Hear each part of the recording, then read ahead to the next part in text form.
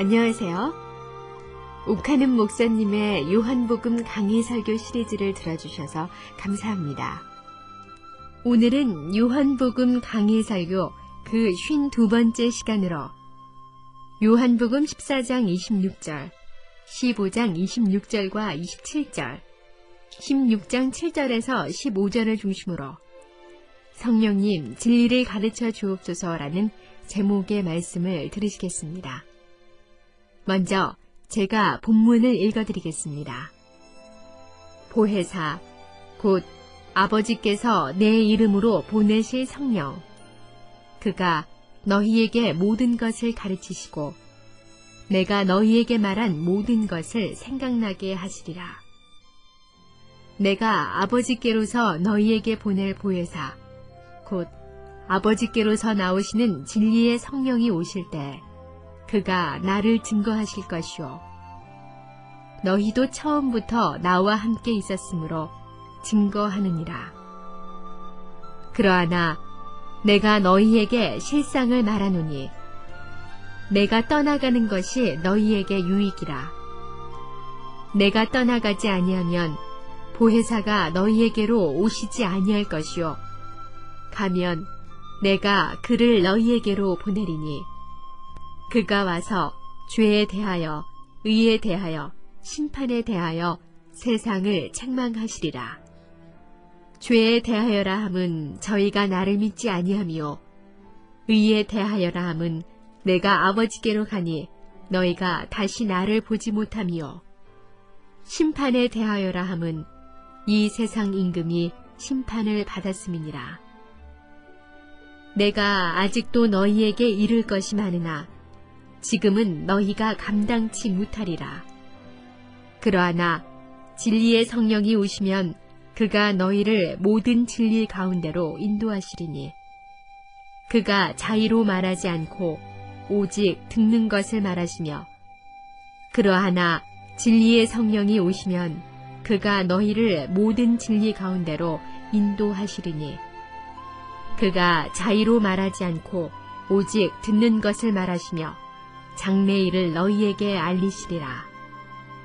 그가 내 영광을 나타내리니 내 것을 가지고 너희에게 알리겠음이니라. 무릇 아버지께 있는 것은 다 내 것이라. 그러므로 내가 말하기를 그가 내 것을 가지고 너희에게 알리리라 하였노라. 아멘.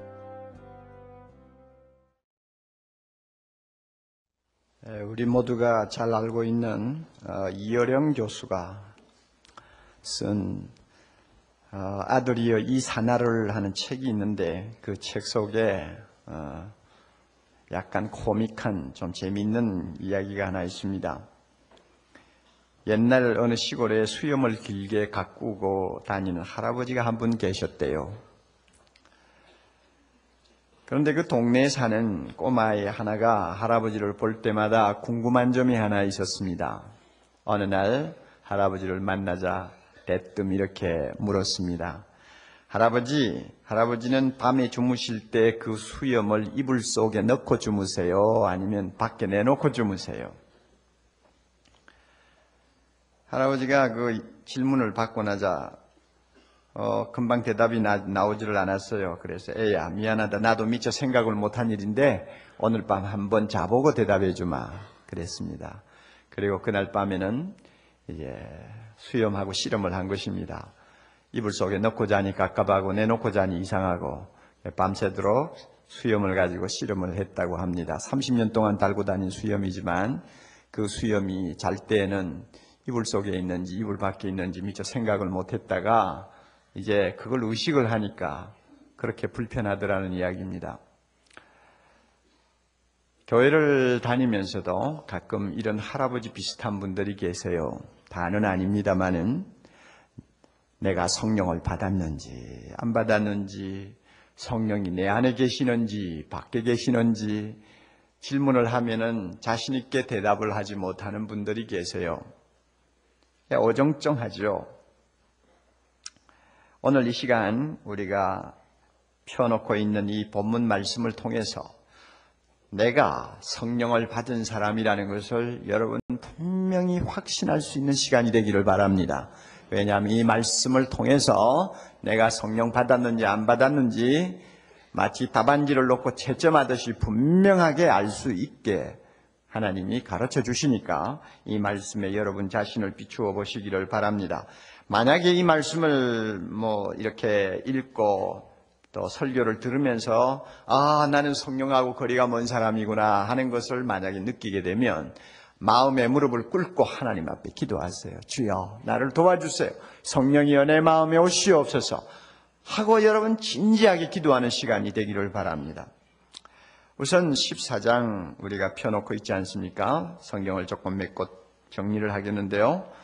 14장 17절 보면 성령은 진리의 영이라고 말씀을 하셨죠. 성령은 진리의 영입니다. 그러면 진리가 뭐냐? 진리는 예수 그리스도를 이야기합니다. 한 곳 더 봅시다. 16장 넘어가서 13절 14절을 봅니다. 16장 13절 14절 그러하나 진리의 성령이 오시면 그가 너희를 모든 진리 가운데로 인도하시리니 그가 자의로 말하지 않고 오직 듣는 것을 말하시며 장래일을 너희에게 알게 하시리라 그랬습니다. 성령은 오시면 진리 가운데로 인도하시는데 그 진리의 내용이 뭐냐 하면은 성령 자기 자신이 하고 싶은 이야기를 하는 것이 아니고 오직 듣는 것을 듣고 말하신다. 하나님이 들려주시는 진리, 예수 그리스도가 들려주시는 진리만을 성령이 말씀하신다 하는 것입니다. 그리고 장래일은 무슨 장래일이요? 예수님을 통해서 이 땅에 하나님이 세우고자 하시는 하나님 나라에 대한 장래일을 말씀하신다. 그래서 14절에 이렇게 더 말씀하시죠. 성령은 예수 그리스도의 영광을 나타낼 것이라고 했습니다. 그리고 성령은 예수님의 것을 가지고 제자들에게 알려주신다고 했습니다. 여러분 정리가 되죠? 성령은 진리를 말하시는 진리의 영입니다. 진리는 예수 그리스도입니다. 성령은 자기 자신을 놓고 무슨 말씀을 많이 안 하세요. 여러분 성경 다 읽어보세요. 성령이 자기를 놓고 무슨 이야기 하시는 게 있나? 거의 없습니다. 오직 성령은 예수 그리스도를 나타내고 예수 그리스도의 영광을 드러내며 성령을 받은 사람은 오직 예수 그리스도를 알게 하시고 예수 그리스도를 찬송하게 합니다. 이게 성령이 하시는 특별한 일입니다. 그러므로 성령 충만이 뭡니까? 예수 충만입니다. 가끔 보면은 이 성령 충만이 예수 충만이라는 진리를 잘 이해를 못하는 것 같아요. 그래가지고 갑자기 그저 기도할 때도 성령님 성령님하고 계속 부르고 그래서 마치 교회 안에 한 편은 예수 편이 있고 다른 쪽은 성령 편이 있듯이 어떤 사람은 계속 예수님 예수님이고 어떤 사람은 성령님 성령님이고 이렇게 해서 약간 혼란이 일어나는 것 같은 인상을 받을 때가 있습니다. 또 어떤 목사는 성령님 안녕하세요 하는 책을 써가지고 사람들로 하여금 이거 성령을 불러야 되나 예수를 불러야 되나 이거 한참 헷갈리게 만드는 그런 경우도 좀 있죠. 여러분 하나님이나 예수님이나 성령이나 한 하나님이시니까 누구 이름을 불러도 괜찮습니다만 그러나 성경이 가르치는 법칙이 있어요. 기도의 법칙이 있습니다. 누구에게 기도합니까? 하나님. 누구에게 기도합니까? 하나님 아버지께. 그래서 기도할 때는 하나님 아버지시여 하는 것이 정상이에요. 누구의 이름으로 기도합니까? 예수 그리스도의 이름으로 기도합니다. 그러니까 예수 이름으로 기도하니까 가끔가다 예수님 도와주세요 하는 말을 할 수 있는 거예요. 그리고 누가 도와주시고 누가 힘 주심으로 기도합니까? 성령이 도와주시고 성령이 힘을 주셔서 기도하는 것입니다. 말할 수 없는 탄식으로 우리가 하나님 앞에 기도하게 만드시는 분이 성령이란 말이에요. 그러니까 이 법칙이 있어요. 하나님에게 예수의 이름으로 성령의 도움을 받아 기도하는 게 우리의 기도라고 말이에요. 그러므로 가끔 성령님 도와주세요 하는 말도 할 수 있습니다만은 무작정 처음부터 끝까지 성령님하고 기도하는 것은 그것은 잘못된 기도예요. 성령은 오직 예수 그리스도를 우리에게 말씀하시고 진리 대신 예수님을 알게 하십니다.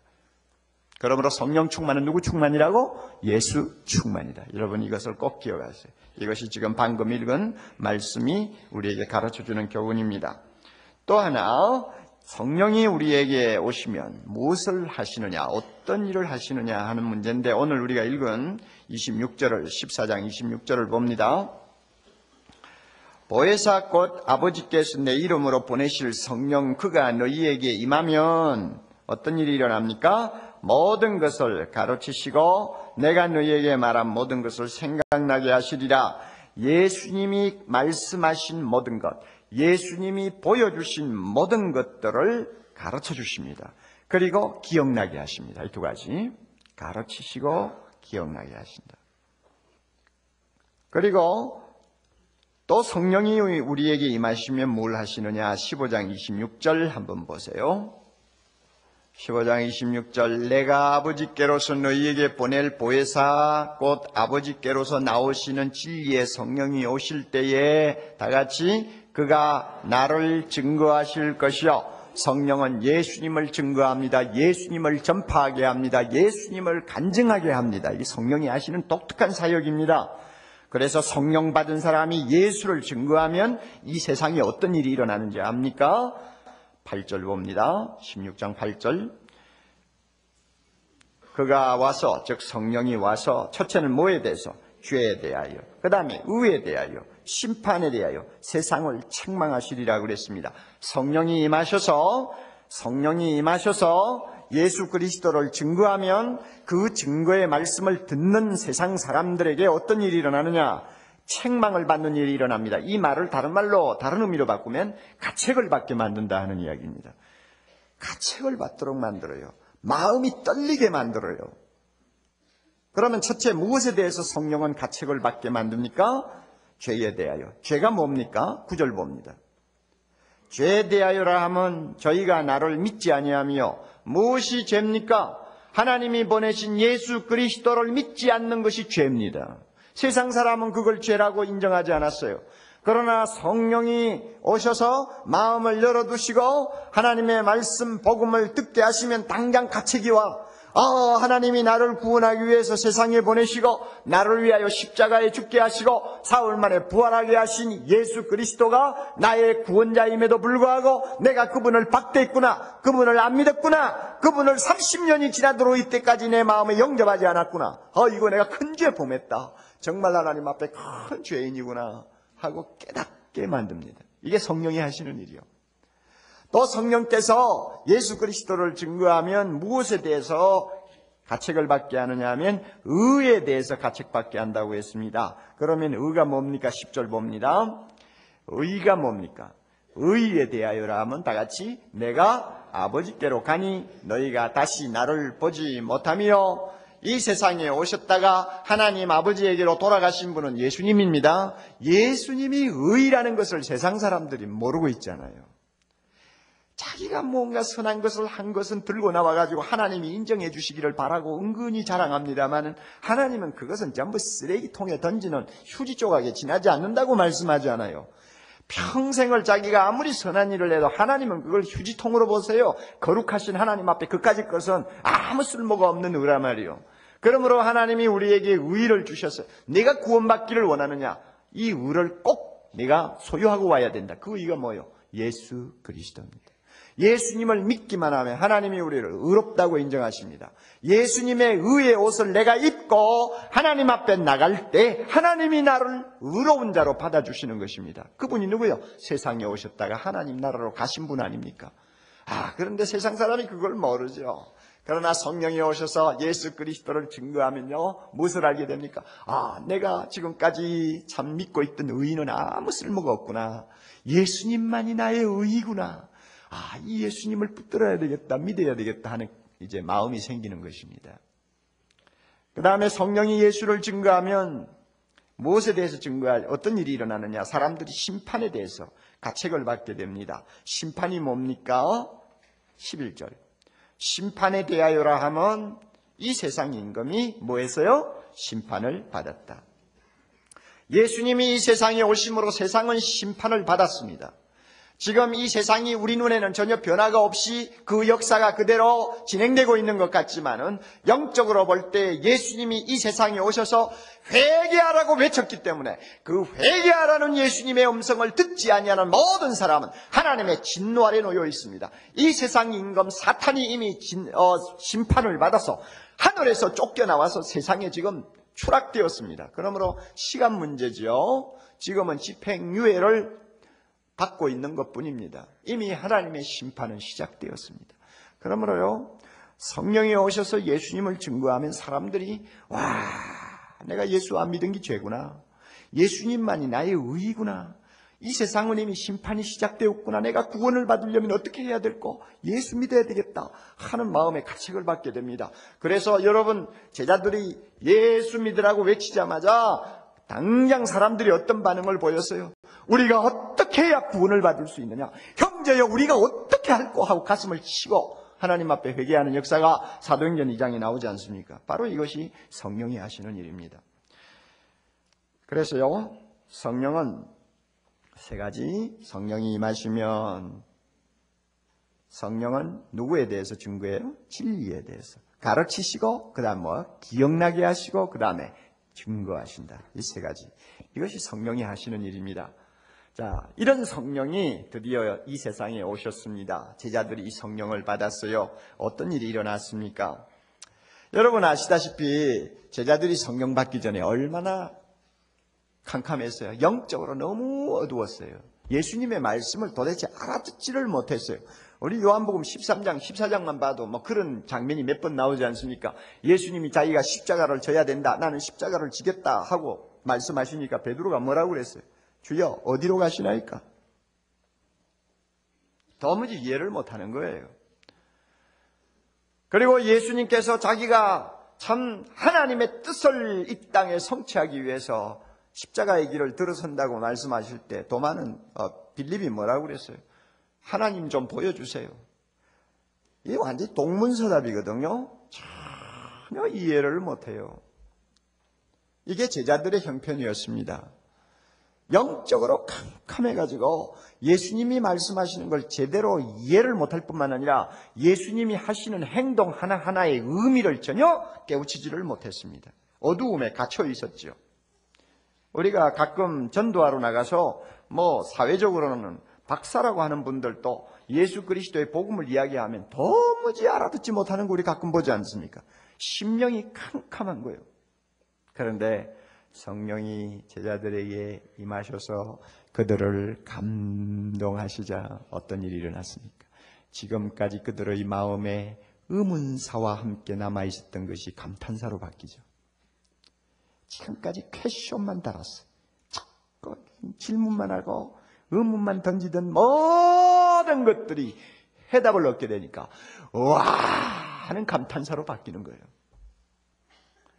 예수님으로부터 들었던 그동안의 교훈과 눈으로 보았던 표적과 이적 기사가 무엇을 의미하는가를 환하게 꿰뚫려 보았고, 예수님이 왜 십자가에 죽으셨는가, 왜 그가 부활하셨는가를 설명 안 해줘도 그들은 다 알았어요. 짧은 기간인데 여러분 베드로를 보니까 나중에 설교할 때 구약에 있는 시편하고 요엘을 아예 꿰뚫고 있는 것을 우리가 보지 않습니까? 와, 언제 베드로가 구약 성경을 그렇게 공부해가지고 해박해졌을까요? 공부할 틈이 없죠. 공부는 언제 합니까? 왜냐하면 그 당시에 구약 성경이라고 하면 큰 두루마리 이런 건데, 이런 거는 성전이나 회당이나 있었지 개인이 소지할 수가 없는, 그것은 손에 넣을 수 없는 책이거든요. 그러니까 베드로가 어디 가서 구약을 펴놓고 일일이 공부를 했겠어요. 그럼에도 불구하고 시편에 있는 말씀, 요엘에 있는 말씀을 가지고 예수 그리스도가 우리의 구원자라는 것을 얼마나 힘있게 증거합니까? 사도행전 2장 14절에 그는 이렇게 외칩니다. 유대인과 예루살렘에 사는 모든 사람들아, 예수님의 십자가, 예수님의 부활 너희가 몰라 그러지? 내가 너희로 이 모든 것을 알게 할 것이니 내 말에 귀를 기울이십시오. 내 말에 귀를 기울이십시오. 내가 다 설명해 주겠습니다. 대단하잖아요. 어떻게 갑자기 그렇게 변합니까? 성령이 임하셨기 때문에 그렇습니다. 그리고 성령이 제자들에게 임하자 그 초자연적인 기억력이 살아나는 것을 우리는 봅니다. 여러분, 요한복음 하나를 예를 들지요. 우리가 지금 계속 말씀을 듣고 있는 요한복음 말이죠. 예수님이 세상을 떠나신 지 60년 후 내지 70년 후에 기록된 성경입니다.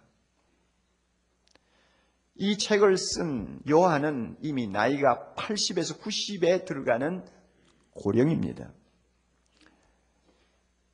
그럼에도 불구하고 우리가 요한복음을 읽으면요, 마치 예수님이 지금 발 앞에 앉아서 생생하게 하시는 말씀 한마디 한마디를 마치 받아 쓴 것처럼 느껴지지 않아요? 여러분, 이거 상상 못하는 이야기요. 이 요한복음이 예수님이 떠나신 지 60년, 70년 후에 기록되었다는 것은 아무도 부인을 못합니다. 우리는 뭐 학적으로 여러분이 설명을 할 수도 없고 또 배울 기회도 없으니까 모르지만 이미 이것은 모든 학자로부터 이미 막 몇 번씩 검증을 받은 사실입니다. 그러므로 그걸 의심하면 안 돼요. 6, 7, 30년이 지난 후에 60년 전, 70년 전에 들었던 그 말씀을 펜을 들고 기록할 때, 그것도 나이가 90에 가까운 고령의 사람이 기록할 때 어떻게 이처럼 상세하게, 세밀하게, 정확하게 기록할 수 있겠는가? 이거 사람의 일이요? 이건 초자연적인 하나님의 일입니다. 성령이 제자들에게 임하자 이와 같은 기억해 하는 역사가 있었습니다. 그리고 성령이 임하자 제자들은 예수 그리스도를 증거했습니다. 모든 사람을 향하여 이 예수를 하나님이 살리시니라 우리가 이 일의 증인이로다 하고 외치면서 예수 믿으라고 증거했습니다. 그런 역사가 일어났지 않습니까? 그러니 예수님께서 약속하신 그 말씀이 진리였다는 것이 예수님의 제자들을 통해서 입증이 되었습니다. 성령이 너에게 임하시면 성령은 진리의 영이라 나를 증거하실 것이요 나를 가르칠 것이요 나를 기억하게 하실 것이다. 그 말씀 그대로 제자들에게 현실이 되었습니다. 자, 그러면 여러분, 제자들에게 일어난 이 사건이 우리에게도 일어날 수 있느냐 하는 질문을 할 필요가 있죠. 제자들이 받은 성령 우리도 받았는데 제자들에게 일어났던 그 초자연적인 기억력이라든지 예수님이 하신 일과 눈으로 본 모든 것에 대해서 깨달음이 왔던 것처럼 우리에게도 이와 같은 신비한 일들이 일어날 수 있느냐. 여러분 꼭 알아두세요. 그런 일이 일어날 수 있지만 정도의 차이가 있다는 것을 기억하시기 바랍니다. 제자들에게 성령이 임하셔서 하신 일을 일컬어서 흔히 신학적으로 계시라고 합니다. 계시. 베일에 가려있던 것을 하나님이 열어서 보게 함으로써 제자들은 깊은 구원의 도리를 깨달았어요. 그들은 예수님의 십자가를 직접 목격한 사람입니다. 예수님이 부활하신 것을 직접 목격하고 만났습니다. 예수님의 모든 이적 기사들을 다 보았습니다. 예수님의 음성을 직접 들었습니다. 성령이 임하시자마자 그 모든 것이 무엇을 의미하는가를 꿰뚫러 보기 시작했고 그 사실을 하나하나 기록하게 했습니다. 그래서 기록한 것이 신약 성경 아닙니까? 이것은 특별한 경우입니다. 이것은 계시라고 그래요. 계시는 제자들에게만 해당되는 성령의 영감입니다. 제자들이 간 다음에는 이 계시를 받는 영감은 이제 계속되지 않습니다. 왜? 이미 성경 말씀이 완성되었기 때문입니다. 그러므로 지금까지 거의 1800년이 지난 오늘에 이르기까지 우리가 들고 있는 이 66권 성경 외에 성경이 더 추가된 것이 없습니다. 만약에 누군가 추가했다면 이건 이단이죠. 제자들에게 성령이 임하셔서 하신 일은 계시였습니다. 그래서 보고 들은 것 모든 것을 깨달아서 기록해서 남겼습니다. 제자들에게 일어나는 그런 초자연적인 기억력 오늘 우리에게는 일어나지 않습니다. 이것을 여러분이 꼭 기억해 주시기를 바랍니다. 그래서 디모데후서 3장 16절 모든 성경은 성령의 감동으로 기록되었다 그랬습니다. 그러면 우리에게는 성령이 어떤 방식으로 역사하시는가? 우리에게도 가르쳐 주시나? 우리에게도 기억나게 하시나? 우리에게도 증거하게 하시나? 하고 물으면 대답은 그렇다고 해야 합니다. 차이점, 제자들하고 차이점. 제자들은 자기들이 직접 보고 경험한 것을 토대로 해서 진리를 깨달았지만 우리는 제자들이 남겨놓고 기록해서 남겨놓은 무슨 말씀이요? 계시의 말씀을 근거해서 우리는 성경의 말씀을 깨닫게 되고 그 다음에 기억나게 되고 증거하게 되는 것입니다. 이게 차이점이요. 제자들은 기록된 말씀에 근거가 없이 하나님의 진리를 깨달았지만 우리는 기록된 성경 말씀을 근거해서 성령이 가르쳐 주시는 대로 배우게 되고 깨닫게 되고 기억나게 되고 증거하게 되는 것입니다. 이게 차이점이에요. 그래서 우리에게 임하시는 성령의 역사를 놓고 신학적으로 조명이라고 그래요. 조명. 일루미네이션이라고 영어로 그러죠. 여러분 무대에 가면 조명장치 이런 조명이라는 말 있잖아요. 어떻게 하면 적당한 빛을 밝혀서 그 무대의 연출을 효과적으로 할 수 있을까 생각하는 게 조명 아닙니까? 조명이라고 그래요. 기록된 말씀을 우리가 손에 들고 펼 때마다 성령께서는 우리의 마음의 눈을 열어서 환하게 그 말씀을 깨닫게 하는 거예요. 이걸 조명이라고 그래요. 고린도전서 2장 12절 이렇게 말씀합니다. 우리가 세상의 영을 받지 아니하고 하나님께로 온 영을 받았으니 즉 성령을 받았으니 이는 우리로 하여금 하나님께서 우리에게 은혜로 주신 것들을 알게 하려 하심이니라. 하나님이 우리에게 은혜로 주셔서 말씀에 기록해 놓은 모든 축복들을 알도록 하기 위해서 우리에게 성령 주셨다 했습니다. 할렐루야. 네. 어거스틴이 아주 알아듣기 쉬운 비유를 들었습니다. 우리가 눈을 가지고 있습니다. 만물을 보기 위해서는 빛이 필요합니다. 빛이 비치기만 하면 우리는 눈을 뜨고 모든 것을 다 볼 수 있습니다. 그러나 우리가 마음의 눈을 뜨기 위해서는 우리 스스로 떴다 감았다 못해요. 마음의 눈은 성령이 오셔서 열어주어야 합니다. 이것을 조명이라고 그럽니다. 하나님이 열어주시지 아니하면, 성령이 감동하셔서 열어주시지 아니하면 우리는 성경을 1000번을 읽어도 그 속에 있는 진리를 깨닫지 못합니다. 칼빈이 말한 것처럼 우리가 한번 성령의 손에 끌려서 우리가 하나님 말씀 앞으로 나가게 되면 우리의 지성과 마음은 높은 경지로 들려 올라갑니다. 그래서 날카로운 시력을 갖게 됩니다. 성령이 임하기 전에는 전혀 깨닫지 못했던 하나님의 비밀한 일을 깨닫고 그 말씀을 기뻐할 수 있는 경지로 끌어올려 줍니다. 그래서 날카로운 시력을 가지고 이전에는 보려고 해도 눈이 부셔서 보지 못하던 것을 지금은 환하게 들여다볼 수 있도록 성령께서 우리의 마음을 열어주십니다. 이것을 조명이라고 합니다. 여러분 성령 받으셨어요? 성령 받으셨으면 이와 같은 성령의 조명이 나에게 있는 것을 여러분 확인할 수 있습니까? 말씀을 펴놓고 읽을 때나 설교를 들을 때 하나님의 말씀이 내 마음에 빛을 비추듯이 밝혀지고 깨달아지고 기억나고 그 말씀을 통해서 마음에 참 감정이 일어납니까? 반응이 일어납니까? 그렇다면 여러분은 성령 받으신 분입니다. 제가 여러분의 모습을 보면 빠짐없이 여러분은 성령 받으신 분인 줄을 저는 확신할 수 있습니다. 왜 그런가 하면요, 여러분 설교 듣는 모습을 보면 알아요. 이 성령이 마음을 열어서 말씀을 깨닫게 하는 분이 아니면요, 이 설교 못 듣습니다. 처음부터 마지막까지 구수한 이야기를 가지고 웃겼다 하는 설교 같으면 그건 성령 받은 사람이나 안 받은 사람이나 웃는 거야. 다 같이 웃는 거니까 별거 아닙니다만은 옥 목사처럼 이렇게 재미없는 설교를 그것도 어떤 때는 40분 50분씩 하면 그거 보통 고역이 아닐 거예요. 그렇죠? 보통 고역이 아니에요. 제가 여러분 심정을 잘 알잖아요. 그래서 우리 어머니는 맨날 집에서 저보고 야, 너 설교 좀 짧게 해라. 20분만 해라. 20분만 해라. 그러니까 어머니는 제 건강을 걱정해서 그러시죠. 그러나 여러분 설교라는 것이 무슨 순서를 치르는 어떤 형식이 아닌 이상 이 설교를 가지고 성도들이 은혜를 맛보면 살고요. 설교를 통해서 은혜를 맛보지 못하면 그 영혼은 그저 나중에는 찌그러들어요. 그 다음에 힘을 잃어버려요. 죽어요. 그렇기 때문에 이 설교를 통해서 은혜를 받도록 하기까지는 시간이 좀 필요하잖아요. 그런데 옥 목사의 재주로는 도무지 20분 가지고는 안 되겠어요.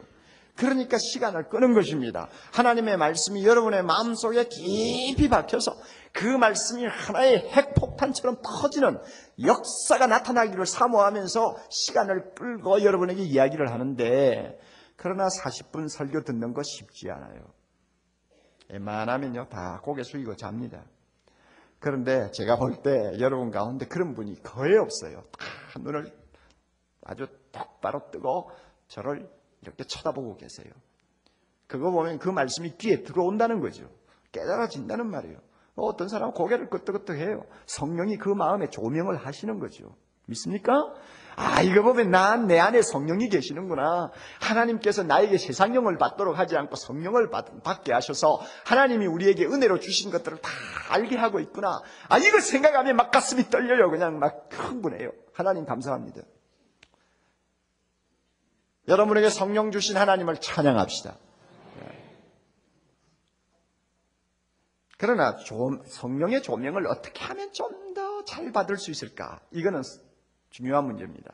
성령이 비록 내 안에 계시긴 하지만 내가 성령을 어떻게 대우하느냐에 따라서, 내 태도를 어떻게 갖느냐에 따라서 성령이 내 마음의 눈을 활짝 열어주시기도 하고 어떤 때는 침침하게 내버려 두시기도 합니다.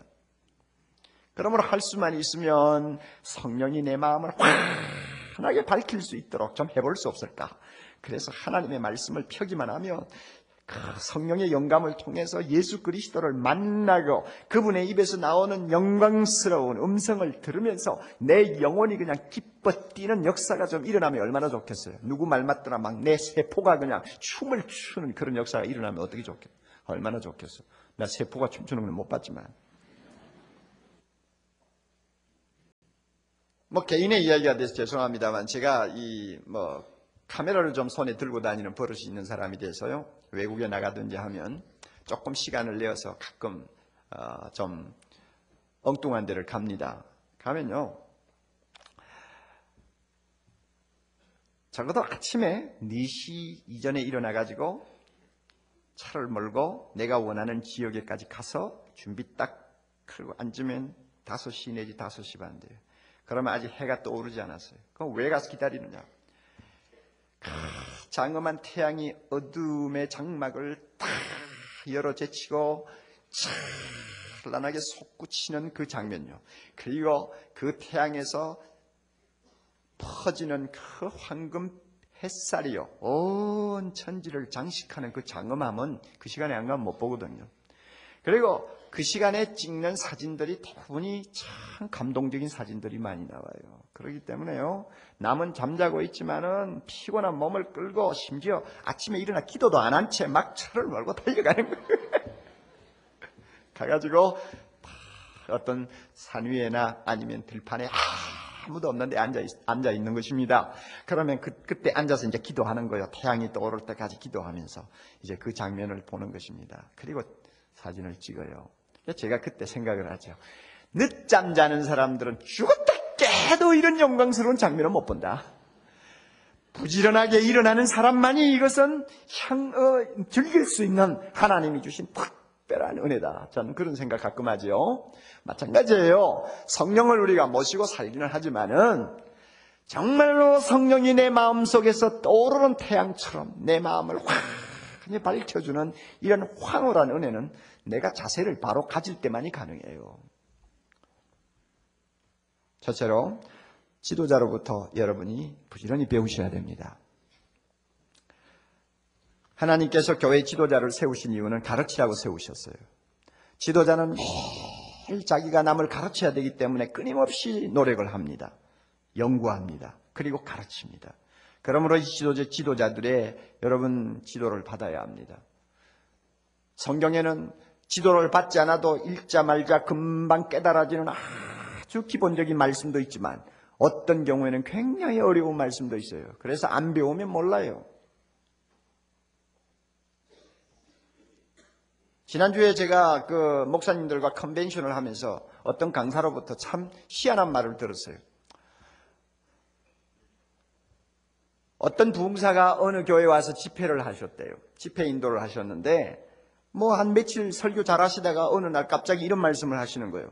여러분, 신명기 22장 5절에 보면 하나님이 말씀하시기를 여자는 남자의 의복을 입지 말 것이요, 그 다음에 남자는 여자의 옷을 입지 말 것이라. 이같이 하는 자는 내 하나님 여호와께 가증한 자니라 하는 말씀 있지 않습니까? 제가 목사 생활 오래 했지만 이 말씀의 의미를 깨닫지 못하다가 얼마 전에 이 말씀의 의미를 깨닫고 내가 잘못했구나, 내가 잘못 가르쳤구나, 그렇게 생각해서 교회 교인들에게 다시 제가 이제 지시를 했답니다. 여자가 남자 옷을 입으면 안 된다. 남자가 여자 옷을 입으면 안 된다. 그러므로 우리 교회는 여자가 바지 입고 오는 일은 절대 허용할 수 없다.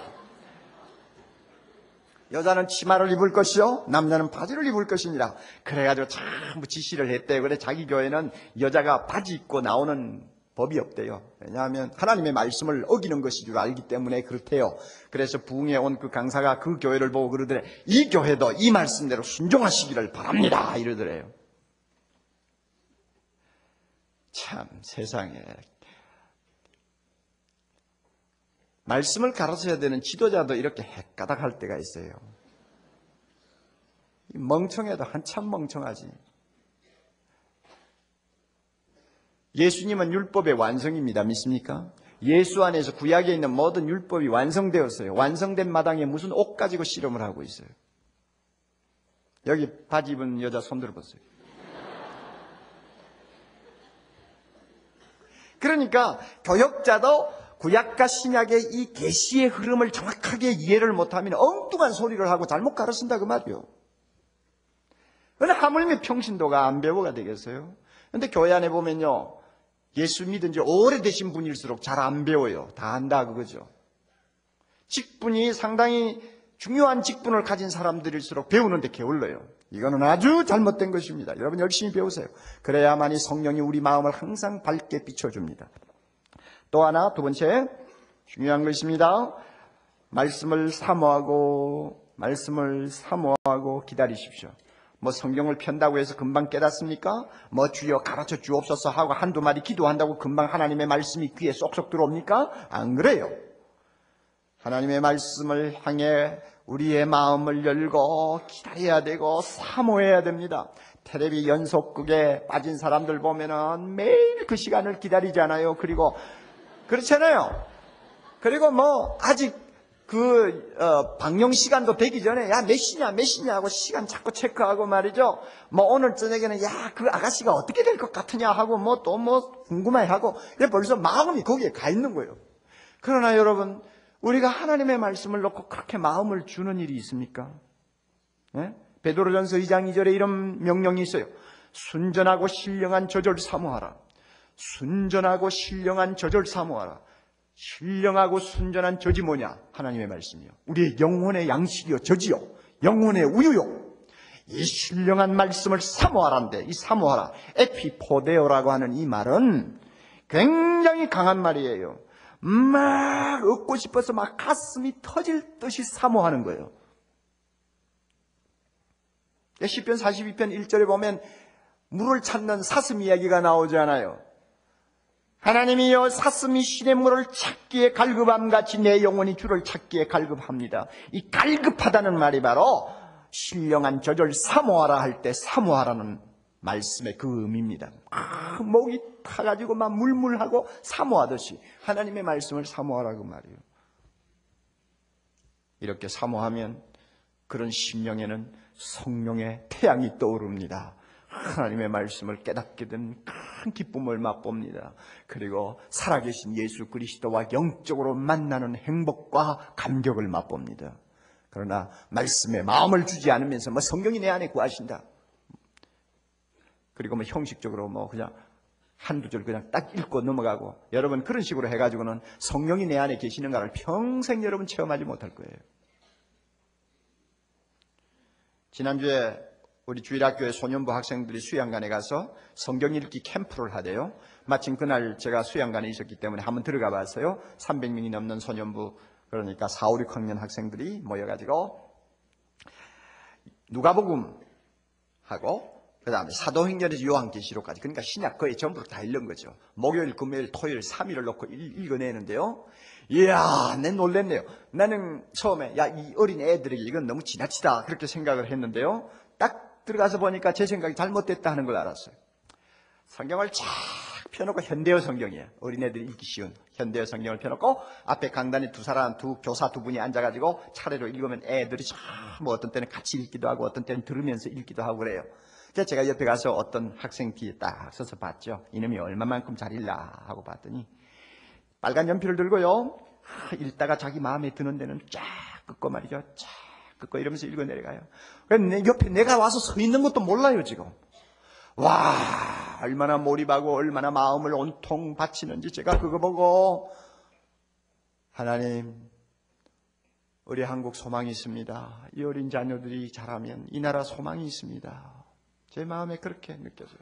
성령이 그 어린 순진한 마음을 환하게 비치니까 그 말씀 뭔가 온단 말이에요. 뭔가 마음에 들어오는 게 있으니까 연필을 끊죠. 뭐 끊고 싶어 끊나요? 여러분 끊고 싶을 거예요. 해도 뭔가 깨달아지니까 쑥쑥 끊는 거 아니에요. 그거 참 놀라운 이야기예요. 마음을 주면 하나님께서 이런 은혜를 주십니다. 여러분, 오늘 우리가 현실적으로 겪고 있는 고통의 뿌리는 경제 문제가 아닙니다. 직업 문제가 아니에요. 실업 문제가 아니에요. 근본적인 문제는 영혼의 문제입니다. 영혼이 기갈을 당하고 있어요. 영혼이 배고파하고 있어요. 그럼에도 불구하고 영적으로 속 사람이 강건할 수 있는 양식을 먹지를 못해요. 그래서 쓸데없는 신문지 들고 실험하고 쓸데없는 책 가지고 뭔가 마음에 있는 허젓함을 메꾸어 보려고 사람들이 애를 쓰고 그것 가지고 안 되면 마약으로 가고 술집으로 가고 도박으로 가고요. 여자로 가고. 모두가 내면의 세계가 병이 들었어요. 왜? 하나님의 말씀을 먹지 못해 그래요. 예수님 보세요. 예수님 40일 동안 금식하고 그야말로 기절을 할 것처럼 배가 고팠지만은 마귀는 와가지고 그 배고픈 걸 가지고 계속 도전했지 않습니까? 너 배고프지 돌 가지고 떡 만들어 먹어라. 요즘 우리 경제 문제로 어려움을 당하니까 계속 마귀는 와서 이 경제 문제 가지고 흔들잖아요. 너 이래가 어떻게 살 거냐? 월급이 반으로 줄었는데 어떻게 살 거냐? 너 내일 모레 직장을 잃으면 너 어떻게 될 거냐? 계속 흔들잖아요. 그러니까 이거 얼마나 힘들어요. 40일 금식한 예수님을 그 배고픈 문제 가지고 흔드는 마귀를 한번 보세요. 그럴 때 예수님이 나 죽겠다, 나 좀 살려줘, 떡 좀 가지고 오라 그랬어요? 아니요. 뭐라고 하셨어요? 사람이 떡으로만 살 것이 아니다. 내가 아무리 배가 고파지면 죽을 지경이라도 떡으로 사람이 사는 거 아니다. 오직 하나님의 입에서 나오는 뭐요? 모든 말씀으로 산다. 예수님 양보했어요. 하나님의 말씀이 내 영혼의 건강을 회복하고 내 속 사람을 강건하게 하면 영도 살고 육도 사는 거예요.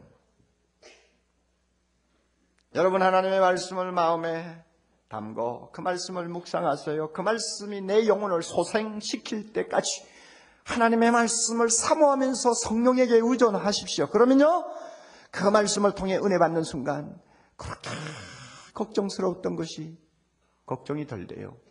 그렇게 무거웠던 십자가가 가벼워져요. 희한한 일이 일어납니다. 어떻게 살고 하고 생각만 하면 막 그냥 사람이 그저 돌아버릴 것 같은 그런 안타까운 마음이 없어져요. 하나님이 그 마음을 딱 붙들고 계시는 것을 느낍니다. 내일 염려는 내일 할 것이요, 한날의 괴로움 그날의 족하니라. 그 말씀 속에 진리가 있음을 깨달으면 그 사람은 담대해집니다. 문제는 여러분, 우리의 고통의 문제가 돈의 문제가 아니에요. 우리의 속 사람의 문제예요. 하나님의 말씀을 먹지 못해서 오는 내 내면의 세계가 기갈을 당하는 데 문제가 있는 거예요. 사모하세요. 하나님의 말씀을 사모하세요. 은혜의 말씀이 너희를 든든히 세우리라 하신 약속대로 하나님의 말씀을 사모하세요. 그러면 됩니다. 그리고 순종하십시오. 한 가지 말씀 깨달았으면 그 다음에 순종해야 됩니다. 말씀이 내 마음의 밭에 뿌려지면 뿌리가 내리고 자라잖아요. 자란다는 게 뭐예요? 순종하는 거예요. 순종하면 그 결과가 30배, 60배, 100배로 확장됩니다. 엄청난 축복이 옵니다. 여러분, 말씀 깨닫고 순종하는 자에게 어떤 축복이 있는지 요한복음 14장 21절 한번 보세요. 요한복음 14장 21절. 다 같이 읽습니다. 나의 계명을 가지고 지키는 자라야 나를 사랑하는 자니 나를 사랑하는 자는 내 아버지께 사랑을 받을 것이요 나도 그를 사랑하여 그에게 나를 나타내리라. 여러분 여기에 표를 꼭 해놓으세요. 가지고 지키는 자에게 하나님이 어떤 축복을 주시느냐. 첫째는 뭡니까? 아버지께 사랑을 받을 것이다. 이 특별한 사랑의 체험을 한다는 말입니다. 여러분 세상에 제일 행복한 사람이 뭡니까? 자기가 원하는 사랑을 마음에 담은 사람 아닙니까? 하나님의 사랑 마음에 담아보세요. 세상에 겁나는 거 없어요. 특별한 사랑 받는데요. 그 다음에 하나님의 말씀을 지키는 자는 또 하나 더 뭐요? 나도 그를 사랑해서 그에게 나를 나타내리라. 이 나타낸다는 말 집에 가서 여러분 묵상 좀 해보세요. 예수님이 자기를 우리에게 보여주신대요. 어떤 식으로 보여주실까? 보는 사람만이 알지요. 예수님 한번 만나보세요. 온 세상이 달라 보입니다. 이제 성령이 이와 같이 우리에게 임하셔서 기록된 계시의 말씀을 근거하여 우리에게 진리를 가르쳐 주시고 진리를 기억나게 하시고 진리를 순종하게 하시고 증거하게 하십니다.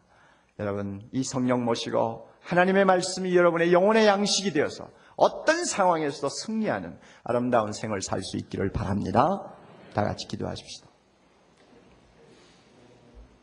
자비로우신 주님, 이 시간 성령이 우리 마음에 거하심을 다시 한번 확인시켜 주심을 감사합니다. 우리는 떡으로 사는 자가 아니요 하나님의 입에서 나오는 말씀으로 사는 자이기에 성령이 날마다 조명해 주심으로써 우리가 하나님의 말씀을 통하여 영혼의 양식을 먹을 수 있으며 영혼의 힘을 얻을 수 있사오며 하늘의 영광을 볼 수 있다는 것을 가르쳐 주신 것 감사합니다. 우리 모두 성령의 사람 되기를 원합니다. 우리 모두 말씀의 사람 되기를 원합니다. 우리 모두 예수로 충만하기를 원합니다. 그리하여 우리 앞에 어떤 어려움이 와도 흔들리지 아니하는 강한 하나님의 백성 되게 해 주시옵소서. 예수님 이름으로 기도하옵나이다. 아멘.